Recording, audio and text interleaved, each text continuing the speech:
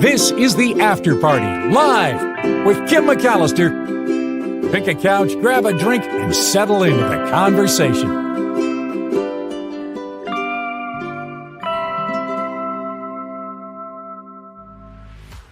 Hey everybody, it is the After Party Live on Travel Tuesday. I love working with Michael Shore today. Thought he was great. Excited to have him back on Friday. Mark will be back tomorrow, and of course, John Rothman will be in tomorrow. Belinda Weymouth will be in tomorrow, so it's going to be another really good show. Here on the After Party Live, we are welcoming a guest, not today, but next Tuesday. So Glenn from Australia will join us to talk about an island that he and his family have been visiting for years. That is 1 week from today. Today, I have a really cool story that teacher Lori sent, and it's all about cherry blossoms and where to see the best ones. So we will we'll take a look at that for Travel Tuesday. I did see this pop in. Look at you, Susan Roberts, throwing in 15. Thanks, Kim, for all your hard work. Having computer issues, so I hope this goes through. Yes, it did go through. Speaking of computer issues, Susan, we were scared we weren't going to be able to put the Mark Thompson Show on the air today because right before 11:30, we got a message from YouTube saying they were having computer trouble and shows were having trouble getting on the air. So luckily, whatever happened, we squeaked through, but that was a scary moment. Thank you very much for the contribution. Really, really kind. I also got a contribution today from Wes, who threw in another 5. It's like a daily thing. The generosity, that adds up. So I really appreciate it. Wes, also from yesterday, Mary Zane B, Barbara H, Jane O, all recent contributors via the PayPal information, which, by the way, is located in every show description if you're looking for the information. It's easy to contribute to the show. And so thank you to Susan and Wes and Mary Zane and Barbara and Jane, everyone who contributes to make this show happen. Really, really appreciate it. And make it happen for 2 years. It's our 2-year anniversary this week. So that's really exciting. Thank you, everyone, for being here. Oh, look at you. Granny, great. Got rid of her landline last week because it only worked a third of the time anyway. Kind of scary in earthquake country to get rid of that landline, huh? But it's an expense maybe you don't need. My mom still has one. Agent Kitty Feet said I never answered the phone anyway, unless I'm expecting someone, so it's irrelevant. Absolutely. Sandy says I never answer mine either. I just don't like my cell to blow up with calls. I think we can let the landline go. I don't know. Maybe it's the smartest thing to do to keep it. Not sure. Maud says I keep my cell in the trunk of the car and usually forget it. Oh no. That is a really good idea though. If you want to make sure that you don't use it while you're driving, right? Have your attention turned to some sound when it's coming in. Granny Great says I wanted to keep my landline, but got frustrated that the company was never able to get it to work all the time. Yeah, frustrating. Speaking of phones, I have a story for you. This is the new cell phone. I don't know if it's the phone that we are going to be all experiencing together coming up, but I think I have it here. There it is. This is the phone. Wow. This is what we are going to be, I guess, gravitating toward in the future, is this robot phone. It's got a robot arm on it, and it also has AI, and for some reason my pictures aren't working today. It also has AI attached to it, so this maybe is the first of the phones that will be the next generation of what's coming. It's made by a company called Honor, and it's called a robot phone. And it is a smartphone with this kind of reticulating or articulating, they call it, arm. This Chinese company named Honor is previewing their smartphone at the Mobile World Congress. They described it as a new species of smartphone. The robot phone, reimagined to take advantage of new AI capabilities. They compare this phone to packing a robot into a smartphone. They're launching it in late 2026. It has this small robotic arm topped with a 200 megapixel camera on top of that robotic arm. It enables the phone to record more professional looking video that pans and tilts and stays level despite the movement. They say the functionality of the robot arm doesn't stop at content creation. They suggest it will also form the basis for a more human expressive style of interaction with your phone. They have a video previewing the robot phone showing the camera module gazing around in wonder, dancing at a party, shaking its head, nodding as a woman tries on outfits. It's very robot-y. It's kind of what they call an embodied AI interaction where the phone's AI assistant can perform actions and express personality through a physical body like a robot.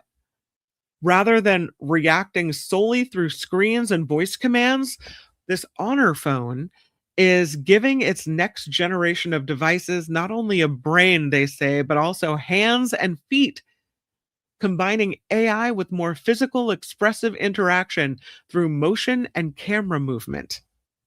Hmm, the AI on this phone will be able to identify sounds, track motion, and maintain visual awareness.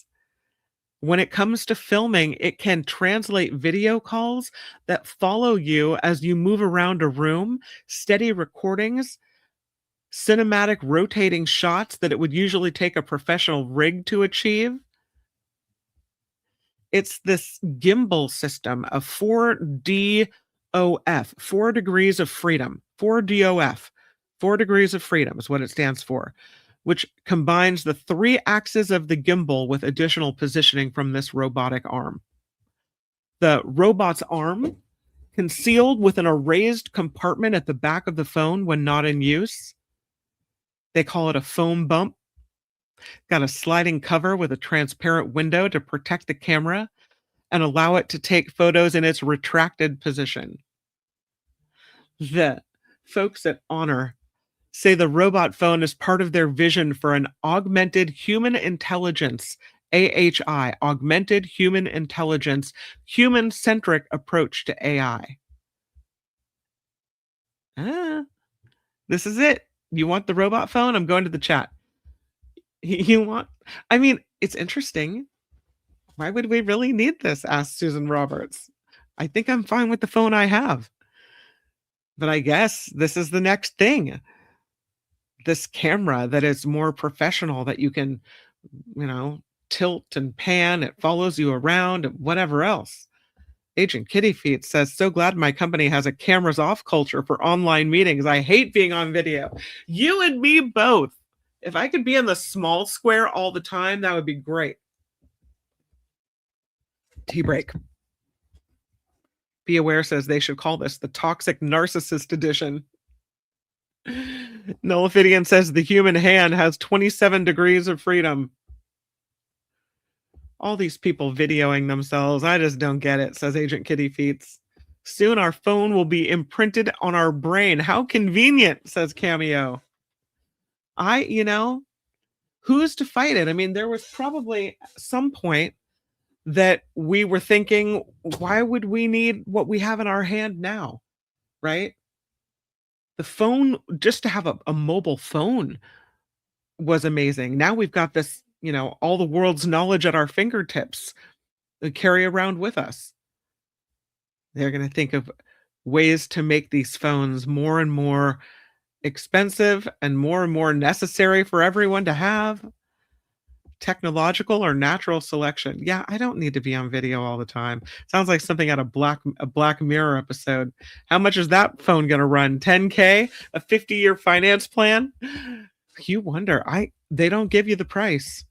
So they say it will be ready by the end of 2026. They've talked about it before, but until now, it's really just been a concept phone, and now it's going to happen. But they don't give you a price.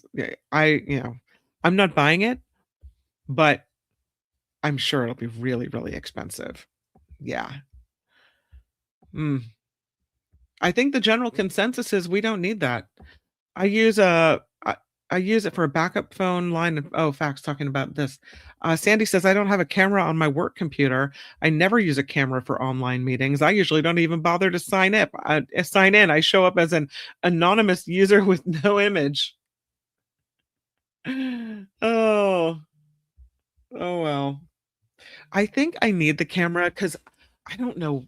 I don't like being on camera, but I feel like it's engaging. If I wasn't on camera, would you guys care if I just, click the off button? Or does it add something to have a picture of a person? How about a picture of coffee? We'll take that. Science. This is what we need science for. Mathematicians have figured out the perfect cup of espresso. It requires physics and flawless calculations. It all comes down to math. There was a study done on how to create the perfect espresso, published in the journal Royal Society Open Science. They say it's all about puck size. Yeah, whatever. They say it's about how the grounds are packed, how long the water passes through the coffee, the size of the grounds themselves. To get a better sense of how these different factors interact, the researchers ground tumba beans from Rwanda and also beans from Colombia into 11 different sizes, ranging from extremely fine to coarse. And then they placed each variant into tubes before using visualization technology called X-ray computed microtomography, XCT. And this technique they used generated 3D maps of each sample's internal structures. They looked at the passageways between the grains, known as the pore spaces. You can't see those with the human eye, so they needed to use this technology.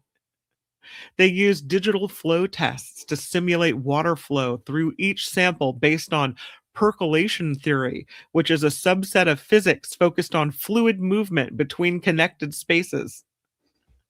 They said they were interested in understanding how well each sample's pore space, PORE, facilitated uninterrupted water routes through the puck.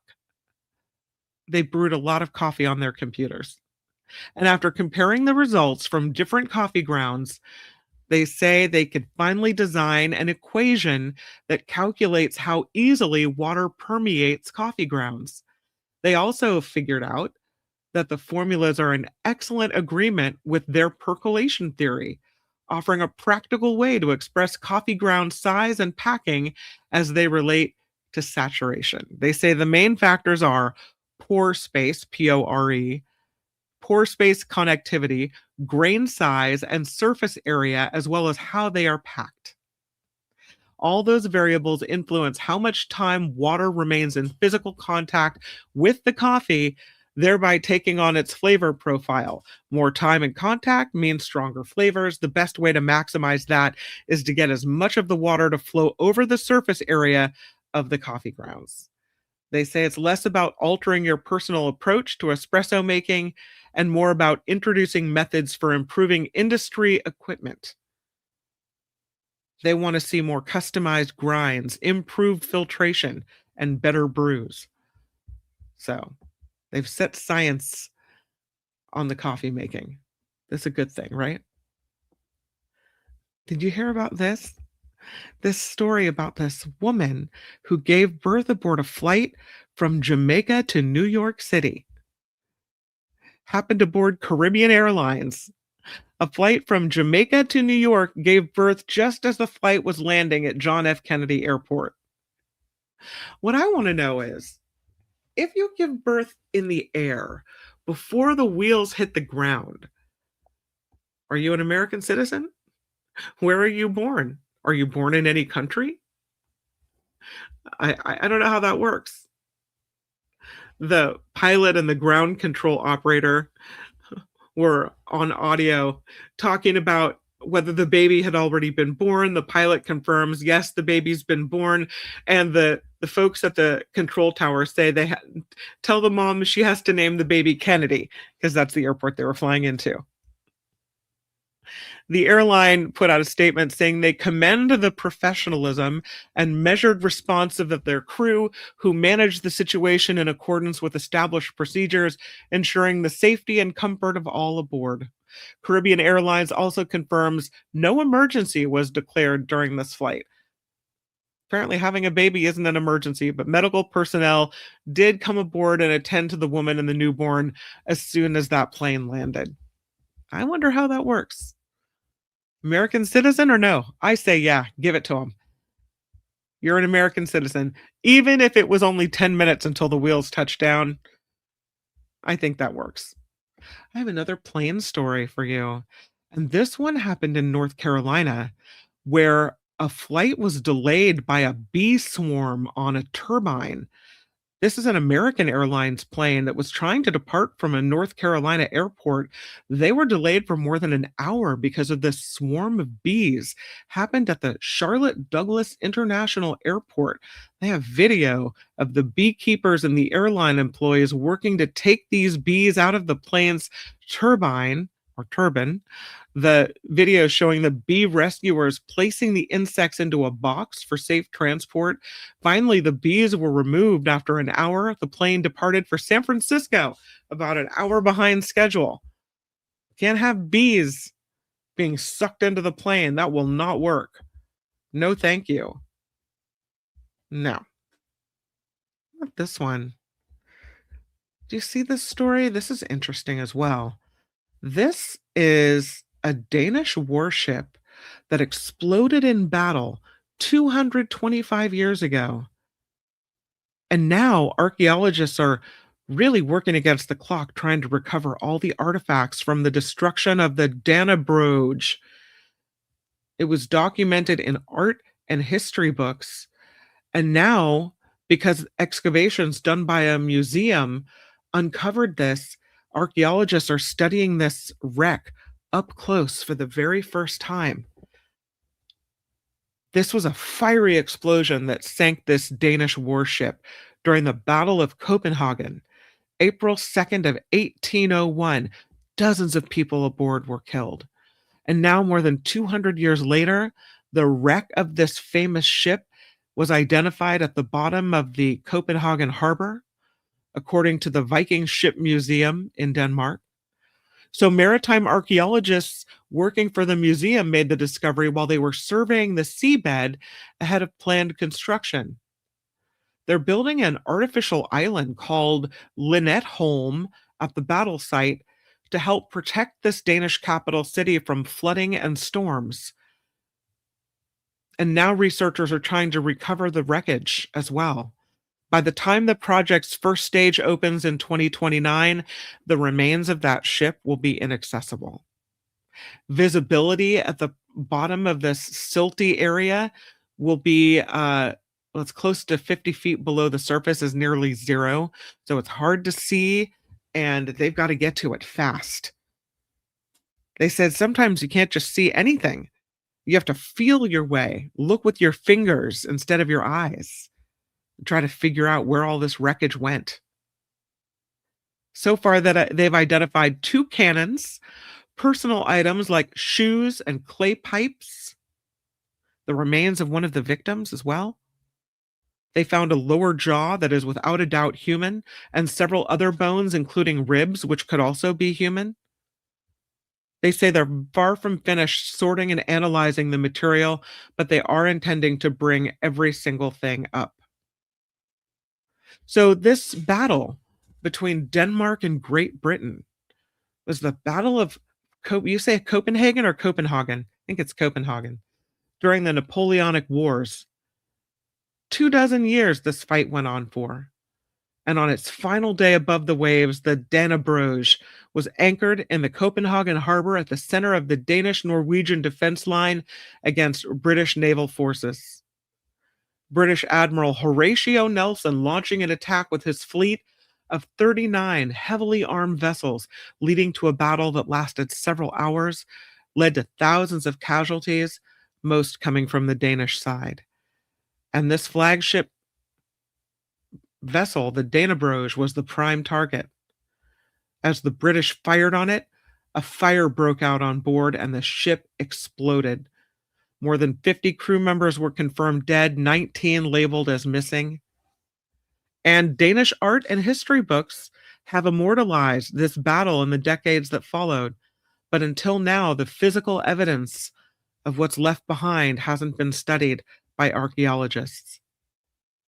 They said, we don't actually know how it was to be on board a ship being shot to pieces by English warships. And some of that story we can probably learn from seeing the wreck. They can't resurface it completely. They say that's not feasible. They had the wreck broken up in the mid-19th century to facilitate easier passage for ships that were traveling through the port. But they are trying to bring up as many artifacts as possible in the next few months. They're documenting their findings using 3D scanning and photographic recording and surveying as well. So hopefully they'll be able to see what's happening here before it gets all covered up. We have a brand new BMW. It's the electric version of the iconic 3 Series BMW. And this is a pretty cool electric car. It offers the longest range of any electric vehicle on the European market. It's the second electric vehicle that BMW has built. They say, resets the design language of BMW and brings together advanced technologies, a 6th generation fully electric drive system, a panoramic iDrive dashboard, and a central computer that BMW calls the heart of joy. They say it's like a car skipped a whole generation. So very advanced technology, they say, bringing the characteristics of their best-selling 3 Series line, known for their sporty sedans, into their new technology as well. So the i3 runs on a high-voltage round cell battery. It's got a range of up to 900 kilometers, and that is the longest of any electric vehicle on the European market. The battery is the same as the previously announced model, but the longer range is possible because the sedan is made lighter and more aerodynamic. It's a 400 kilowatt hour charging capacity, allowing it to get up to 400 kilometers of driving from the first 10 minutes of recharging. And that, they say, means road trips with fewer and shorter rest stops to recharge. They say this car is muscular and expresses movement even when it's standing still. All right. I care more about the range of it than its muscularity. But whatever. They have a few sculpted elements of this car they say makes it look super cool. The display shows information typical of a car's instrument panel, but it's got a touch screen for secondary functions like audio as well. Very few physical buttons, despite the recent criticism of car makers using touch screens. The door handles are retractable. It's an interesting car. They say the i3 will be offered exclusively in the BMW 50 times drive form, meaning all-wheel drive with mid-level horsepower, but the company is indicating other variants are planned as well. They're going to switch to exclusively producing electric vehicles for this new class line by the end of 2027, and this, they say, will include 40 new or updated models that are electric. So this is this new i3, the first electric vehicle in the 3 Series, besides their 2022 variant made for the Chinese market. So we'll see how it does. It seems like a pretty big deal in the UK. All right, it is time for Travel Tuesday. Let's go do it. And we have to thank Teacher Lori for today's Travel Tuesday segment, because she found this in her AAA magazine and thought, I'm going to send this to Kim. And I just really appreciate her taking the time to do that because the pictures are amazing. Oh, Mobius says I wouldn't trust the touch screens. No, no. A lot of talk about this car. Agent Kitty Feet says I miss buttons in cars. Touch screens are annoying. I said i3 EV, yeah. All right, we'll move forward to really some of the most beautiful pictures of cherry blossoms that I have seen. This story is about the best places to see the cherry blossoms, and there's a lot. It's the 12 best places to see the cherry blossoms without crowds. And I think the cherry blossoms are still underway. Pardon me. Tea break. The cherry blossoms are still out, right? There's some on my tree outside. Pardon me. What you're looking at right here is the Sakura Garden at Aboriginal Culture Village in Nantou, Taiwan. There are nearly 5,000 cherry trees blooming in this region each spring. So beautiful. So a lot of people there can make it a little less relaxing. But here are the 12 best places without crowds to see these cherry blossoms. And the first one is the Utah State Capitol in Salt Lake City. It's one of the most scenic in the West. They call it a halo of Japanese cherry trees that bloom around the Capitol each spring.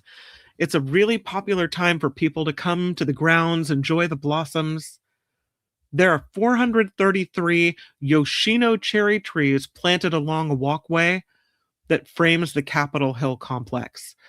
They got them from a nursery in Seattle and planted them on Arbor Day in 1931. In 1945, World War II era, Japan shared more trees as a symbol of friendship, but they had trouble adapting to their home and many were damaged by a tornado.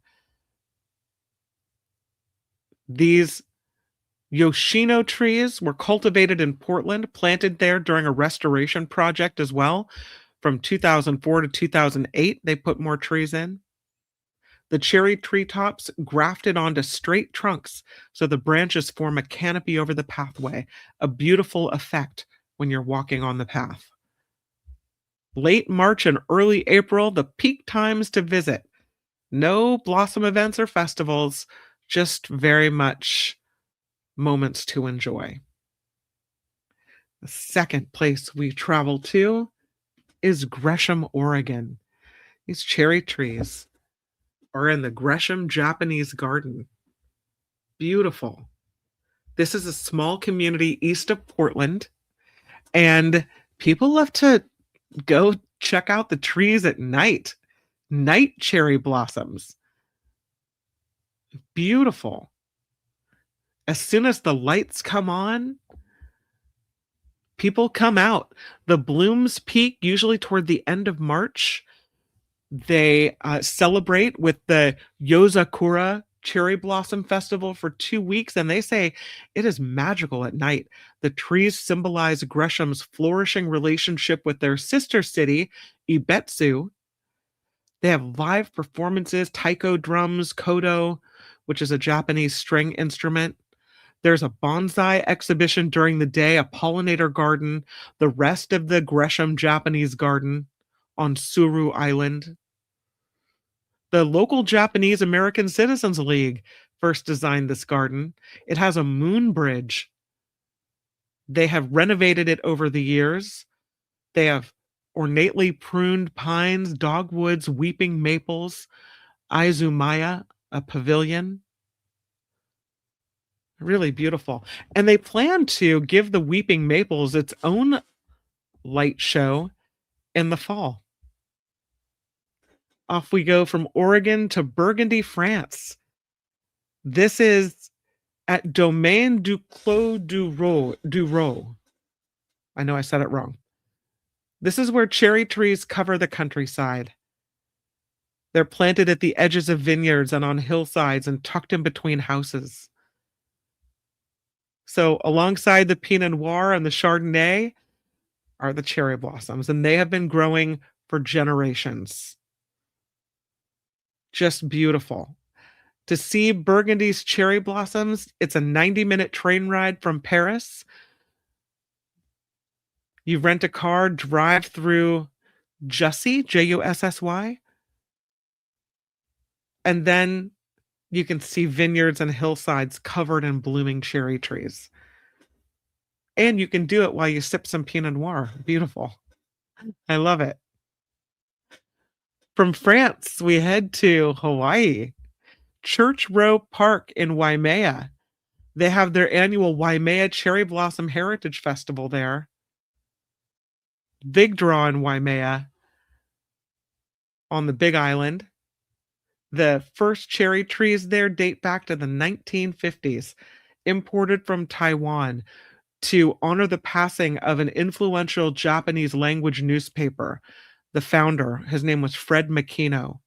Then in the 70s, the cherry trees became a huge attraction. They were going to put in a new road, and members of the local Lions Club there came up with this plan that made it so that visitors wouldn't skip their community. They planted 20 bright pink ornamental Formosan cherry trees at Church Row Park in 1972. Then they put in another 50 in 1975. And every year, the Waimea Cherry Blossom Heritage Festival celebrates Japanese culture. They have koto music, bond dancing, bonsai demonstrations, tea ceremonies, lion dances. Super fun. How about we go to Taiwan? Wow. Look at that picture. This is Sun Moon Lake in Taiwan, where nearly 5,000 Formosan cherry trees make this a very dramatic picture around Sun Moon Lake in Taiwan's central mountain range. From late January through early March, thousands of these bright pink cherry blossoms burst around Taiwan's largest body of water. A sunrise hike to watch the changing skies framed by the blossoms and the dark mountains. Incredible. Beautiful. Lots of hikes around here. There's a pagoda trail where you can see a 9-story structure, a panoramic view. There's the Formosan Aboriginal Culture Village, which is an amusement park and museum. Beautiful. You get European gardens, cherry trees, roller coasters, and the tallest free fall ride in Taiwan. From Taiwan, we come back to America. How about a little trip to Traverse City, Michigan? There it is. Funny, when I think cherry blossoms, I don't think Michigan, but now I do. More than 2 million cherry trees are here, at least on the peninsula. This explains how this region earned the nickname the cherry capital of the world. The microclimates and the coastal fog in Traverse City are nourishing for these Montmorency and Balaton cherry trees, as well as the grapes. And the cooler temperatures mean cherry trees develop slowly. The bloom starts early May and peaks mid-month. They have a blossom tour guide that you can download and then head out for a drive to go see all of the cherry trees. Beautiful. The next one, Osaka Castle in Osaka, Japan, where they have about 4,000 cherry trees surrounding the castle. A violent history of this castle. Toyotomi Hideyoshi started building this castle in the year 1583. It was a symbol of a unified Japan, but 30 years later, it was destroyed by its rivals. In the 1660s, it was badly damaged by lighting. They made some major upgrades in the 90s. Now the castle has a modern tower and an elevator, which takes you up top to an amazing view. You can buy tickets to skip the lines and head to the very top for a wonderful view. There's a tea house museum. You get to see the rest of the Osaka Castle Park. And it's a 5-minute drive to the Osaka Mint Bureau, where they make the coins. You can see that too. This private garden opens only once a year in mid-April, where you're allowed to stroll through 100 cherry varieties, including the late blooming Yae Zakura that have these beautiful blossoms. All right, we're back to America. Here we go. This is Jackson Park in Chicago, Illinois, on the south side, with lakefront islands and lagoons. And for a brief period each April, about 200 cherry trees bloom along the Columbia Basin near the east side of Cornell Drive. Perfect place to spread out a blanket on the bank overlooking the Griffith Museum of Science and Industry. Got a picnic under the cherry blossoms. They have Yoshino, snow fountains, snow goose trees with white blossoms, accolade trees with medium pink flowers. There are also cherry trees in the Garden of the Phoenix, which is an 1893 World's Columbian Exposition on Wooded Island with a Shinto gate, a moon bridge, and a koi pond. It symbolizes Chicago's friendship with its Japanese sister city of Osaka. So pretty. From America to the UK, this is Brogdale Farm in Faversham, Kent, in the United Kingdom, where you can take a cherry blossom picnic in the English countryside. They have more than 400 varieties of cherry trees, each with a slightly different flower. 90 minutes southeast of London. It's a 150-acre site. Brogdale Farms is home to the National Fruit Collection. They have more than 3,500 varieties of fruit trees here. Around the second week of April, the cherry blossoms appear. There are self-guided tours. You can book a private Hanami picnic or reserve a spot on a guided tour and admire the flowering orchards. Oh, pretty. Macon, Georgia, also beautiful. Look at that. We're right on Cherry Street. 350,000 cherry trees and counting in Macon, Georgia. You can see white Yoshino cherry blooms all over town. The first blooms start to pop about late March, and then they are in full bloom for their week-long International Cherry Blossom Festival at the end of March. Everybody wears pink. To downtown Carolyn Creighton Park. They have a cherry blossom trail map so you can go blossom spotting across the city of Macon, Georgia. Who knew? Beautiful. And it's all because of a real estate developer. His name was William Fickling Sr., who planted Macon's first Yoshino cherry trees in the 1950s, and they were so pretty that he started making cuttings of them and giving them to his friends. And it just took off. We're headed to Australia. This is our last stop on the cherry tree trip. The Royal Botanic Garden in Sydney, Australia. They have a cherry blossom festival and an interesting time frame. Their cherry blossoms are blooming in July. They have a collection of hybrid trees that show their colors near the iconic Sydney Opera House. As soon as you pass the visitor center there, you see the Yvonne Matthews or Millennium cherry trees. They have this vibrant fuchsia color. Beautiful. The bright early blooms attract bees and the hungry rainbow lorikeets who put on an acrobatic show while they feed on the flowers. Ooh, the lorikeets are fun. I think I might have one more picture to show you. And this is from, I think I have it. Let me try one more time. I was having some trouble with my pictures earlier. Oops, I hope you didn't hear that. That was a computer error message. Probably did hear it, but that's okay. Sorry if I blasted your ears out. This is Fickelsburg in South Africa, and this is the last picture on the tour, but boy, is it worth it.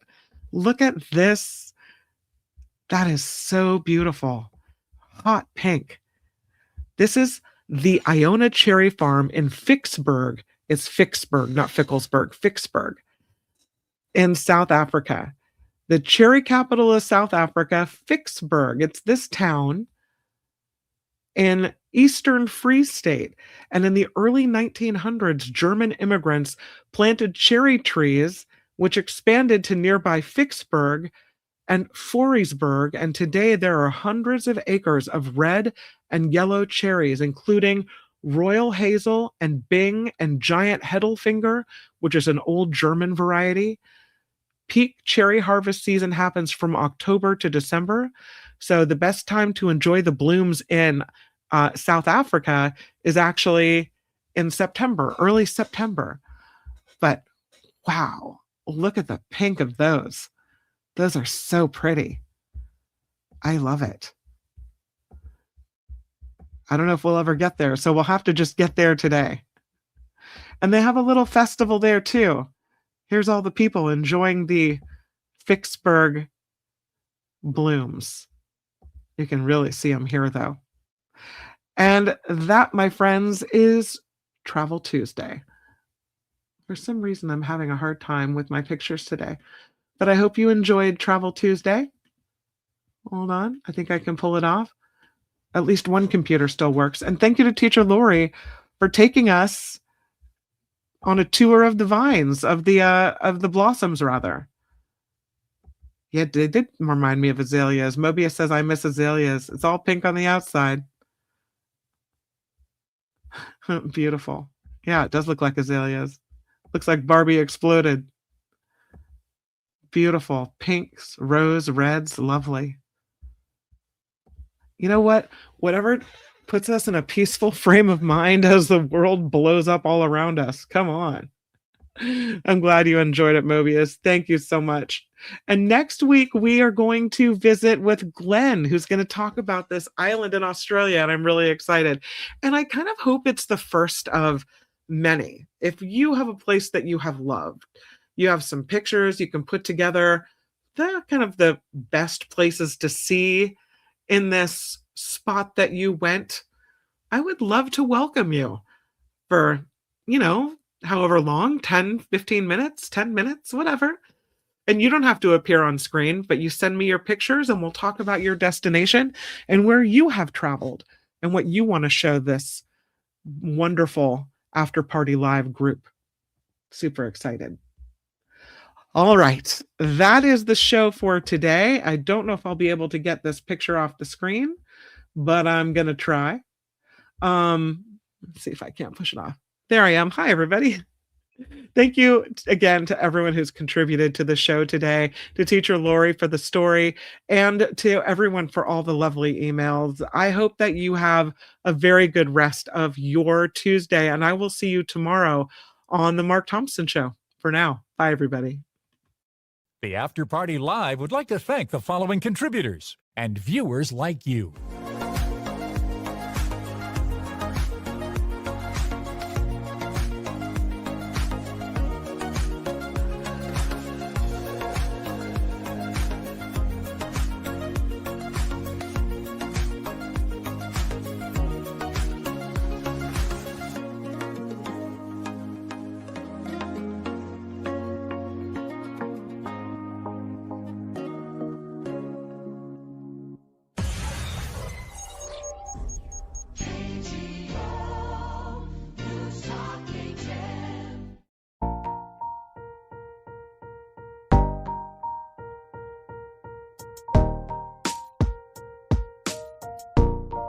It's funny you mentioned that because I actually had two, and for some reason I skipped them, so I'll have to put them in tomorrow. I'm glad you like Lotto of the Day, though. That's awesome. What the Sizzle, reminding you to hit the like button. Thank you, What the Sizzle.